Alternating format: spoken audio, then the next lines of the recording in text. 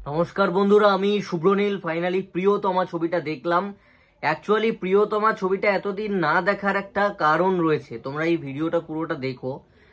না দেখার কারণটা হলো, আমার কাছে ছোট্ট একটা শুরুর ক্লিপিংস আসে, যেটা দেখে আমার ইন্টারেস্ট গ্রো সেই সময় হয়নি।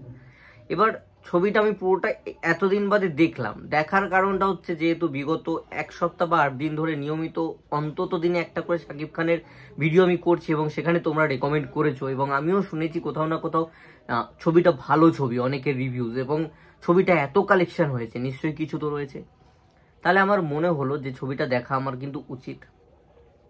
তো আমি দেখি, এবং দেখতে বসে একটা শিক্ষা আমি পেলাম, যে ক্লিপিংস দেখে কিন্তু এর পরবর্তীতে যে কোনো দেশেরই যে কোনো রিজিওনাল ছবি হোক না কেন, আমি বিচার করব না ভালো না খারাপ। কারণ আমার ধারণা খারাপ ছবি হয়েছিল ওইটুকু ক্লিপিংসের জন্য। পরবর্তীতে যখন আমি গোটা ছবিটা দেখছি, আমার কিন্তু অতটা খারাপ লাগেনি। জেনুইনলি স্পিকিং, আমার কিন্তু ছবিটা খুব একটা খারাপ লাগেনি।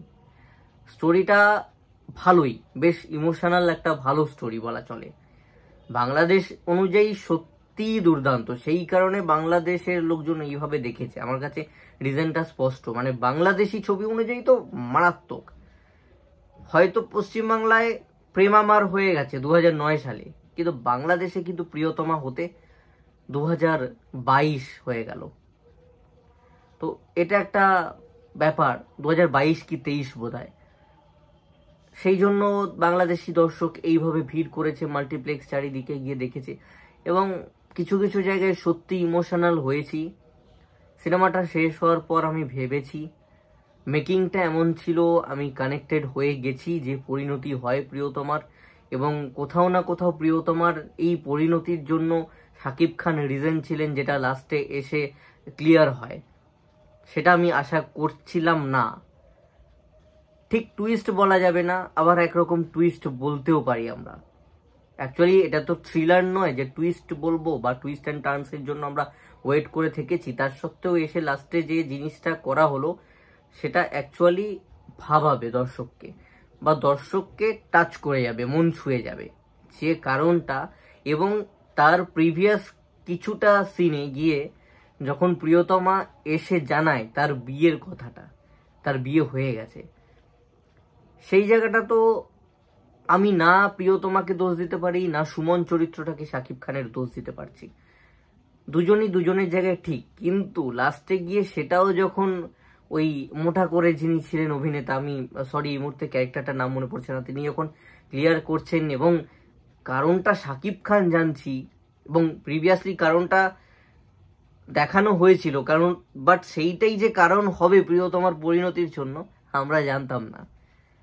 আমি এইভাবে বলছি, পুরোপুরি বলতে পারছি না, কিন্তু প্রিয়তমা সবাই দেখে নিয়েছো, আর স্পয়লারের ব্যাপার নেই, সেই কারণে বলছি, তোমরা সবাই জানো গল্পটা।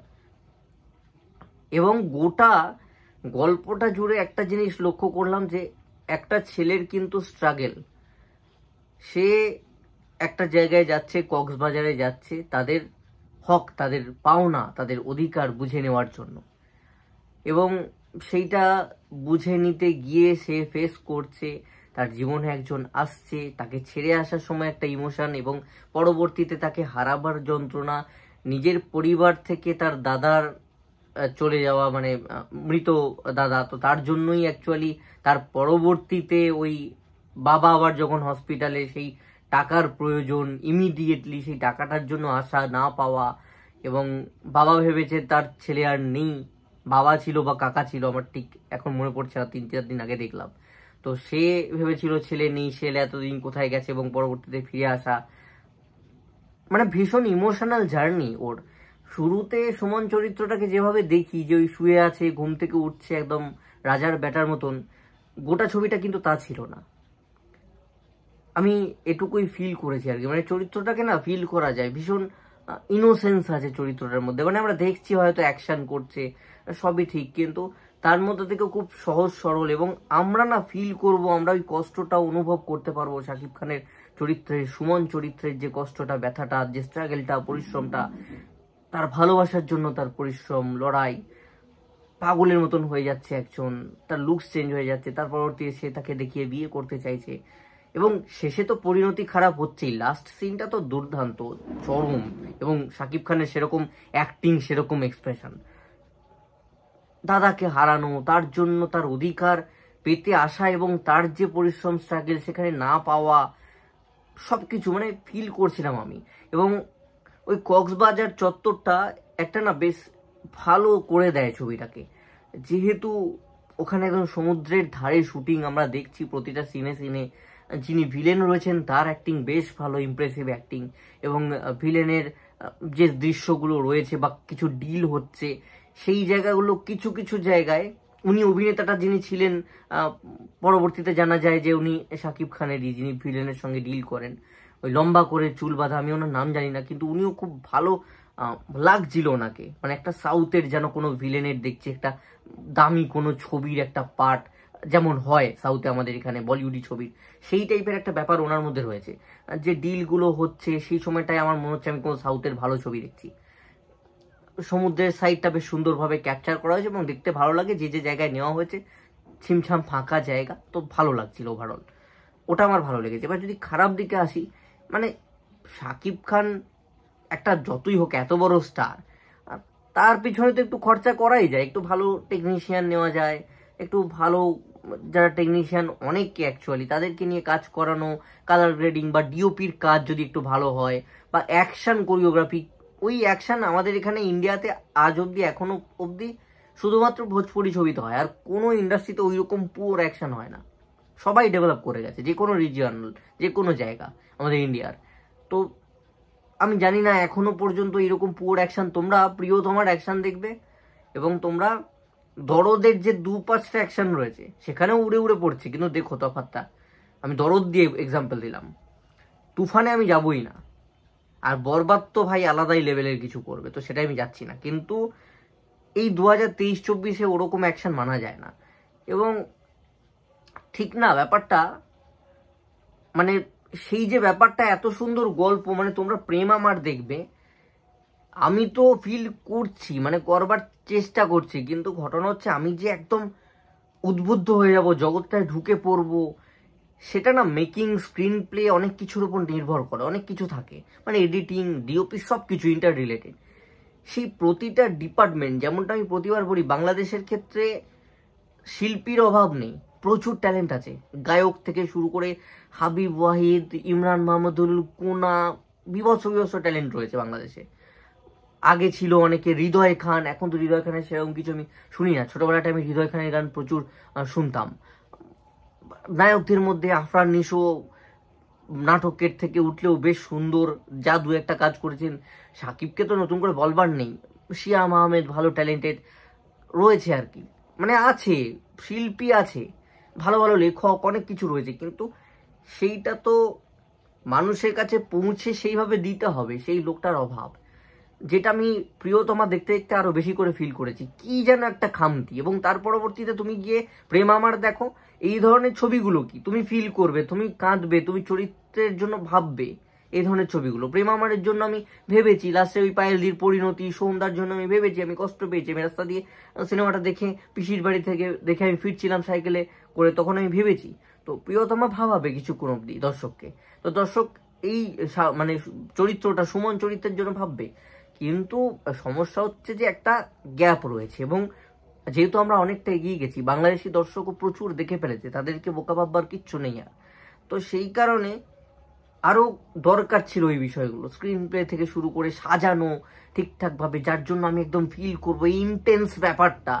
ওই জিনিসগুলো না মিসিং রয়েছে, মানে ক্যামেরার কাজটা যেগুলো ভীষণ পুয়ার হয়েছে, সেইভাবে হয়তো সমুদ্রটা রয়েছে, কিন্তু ওই সমুদ্ররই বিভিন্ন অ্যাঙ্গেলে যদি ফাস্ট মুভমেন্ট, একটুখানি যদি ডিফারেন্ট অ্যাঙ্গেলে, একটুখানি যদি শর্টে যদি ভেরিয়েশন এনে যদি ক্যাপচার করা যেত, তাহলে আরও ভিজুয়ালি আই শুদিং ব্যাপারটা হতো। সেই জিনিসটা মিসিং রয়েছে। এবং শাকিব খানের ওইরকম লুকস, ওইরকম চুল করে, ওটা কি দরকার ছিল? শাকিব খান অত সুন্দর দেখতে, আমি নিজে না একটা জিনিস ফিল করেছি শাকিব খানের, শাকিব খান কিন্তু ভীষণ সুদর্শন নায়ক, মানে আমি তো সামনে থেকে দেখেছি। তোমরা সাকিবিয়ানরা হয়তো আমাকে এখন অনেকে বলবে যে আপনি প্রিয়তমা নিয়ে বলছেন, তোমরা অনেকে সেই সাকিবিয়ানরা শাকিব খানকে সামনে দেখোনি। আমি লাকি, ফরচুনেট এটা আমি, যে আমি কলকাতায় দেখেছি তাকে সামনে থেকে, তাকে আমি প্রণাম করেছি, তিনি আমার গায়ে হাত দিয়েছেন, গালে হাত দিয়েছেন, আমি ভাগ্যবান, মানে আমি কাছ থেকে দেখেছি, মোদ্দা কথা। তো এই শাকিব খান কিন্তু সুন্দর দেখতে, কিন্তু আমি বুঝি না বাংলাদেশে কেন এই জায়গাটা শাকিব খানের চেঁচে এরম করে বসিয়ে দেওয়া হয়, ছোট্ট করে এরম করে দেওয়া হয় কেন? মানে এইটা না আমার ঠিক নলেজে নেই, শাকিব খানকে নিয়ে কেন এই টাইপের জিনিস করা হয়। এইগুলো কেটে দেওয়ার কি মানে, এগুলো গ্যাপ করে দেওয়া, ফাঁকা করে দেওয়া, এগুলো তো ভালো লাগে না শাকিব খানকে। এরকম বড় চুল রেখে, মুখটা এরকম দাড়ি গো ব্যাক ফোটাও নেই। আমি ইয়াং দেখাতে চাইছে মানলাম, কিন্তু অত বড় চুল করে কে ইয়াং দেখায় ভাই? ইয়াং শাকিব খানকে এমনিই লাগে। ইয়াং শাকিব খানকে লাগছে না এই তুফানের যে চরিত্রটা, যে অ্যাক্টিং করতে চায়, শান্ত বোধহয় ওই চরিত্রটার নাম, শান্ত। তো সেও তো ইয়াং, তো ইয়াং কি লাগছে না? অত সুন্দর ইয়াংই তো লাগছে। শাকিব খান ওয়েল মেনটেন, তো ওনাকে ইয়াং লাগবে, ওনার স্ক্রিন প্রেজেন্স সুন্দর। ওরকম বড় চুল টুল করে আমি বুঝলাম না। এবং কিছু কিছু কাস্ট সেই ওই আছে বাংলাদেশের আইডেন্টিক্যাল, আমি দেখেছি টুপি পরবে, রঙিন রংচঙে ড্রেস পরবে, ভীষণ আনপ্রফেশনাল লাগে। মানে 1980 সিনেমা তো আমি দেখছি না, ওই জিনিসগুলো রয়েছে এই প্রিয়তমাতেও, যে কারণে আমার ভালো লাগেনি। অথচ শাকিব খানের শেষ সিনটায় যখন দাড়ি টাড়ি রেখে কি সুন্দর মেকআপ হয়েছে ওই জায়গাটা, কি সুন্দর লাগছে, সেরকম এক্সপ্রেশন, সেরকম মানে ব্যাপার ছিল ওই জায়গাটা। লাস্টে ভাই আমি গোটা সিনেমাটা ভিজুয়ালি একরকম দেখেছি, লাস্টে যখন শাকিব খান ওই ঘরটা থেকে ওইভাবে বেরিয়ে আসছে দাড়ি টাড়ি রেখে, আলাদাই বাংলাদেশের ছবি যেন দেখছি আমি। মানে আমি আগের সমস্ত প্রিয়তমার সিনকে ছেড়ে দিলাম, লাস্টের ওইটুকু আলাদা লেভেলের। তো ওভারঅল স্টোরিটা ভালো ছিল, কিন্তু এই স্টোরি যদি আমাদের রাজ চক্রবর্তীর হাতে দিয়ে দেওয়া হতো, তোমরা দেখতে পেতে কি লেভেলে নিয়ে যেত এই প্রিয়তমার এই গল্পটাকে। এই প্রিয়তমার গল্পটা যদি আমাদের ভারতের অন্যান্য কোনো পরিচালকও, স্পেসিফিক্যালি অবশ্যই রাজ চক্রবর্তী, যদি বানাতো, প্রিয়তমা তোমরা যা দেখেছো তার 100-200 গুণ যতটা বাড়ানো যায় কোয়ালিটি বেড়ে যেত, মান বেড়ে যেত। গল্পটা ভালো ছিল, গল্পটা কিন্তু খারাপ নয়। প্রিয়তমার গল্প আমার বেশ ভালো লেগেছে, ইন্টার কানেক্টেড প্রতিটার সঙ্গে প্রতিটা, সেগুলো বেশ সুন্দর, খারাপ নয়। স্টোরি বেশ ভালো, এবং শাকিব খানের পারফরমেন্স অনবদ্য, দুর্দান্ত পারফরমেন্স ছিল।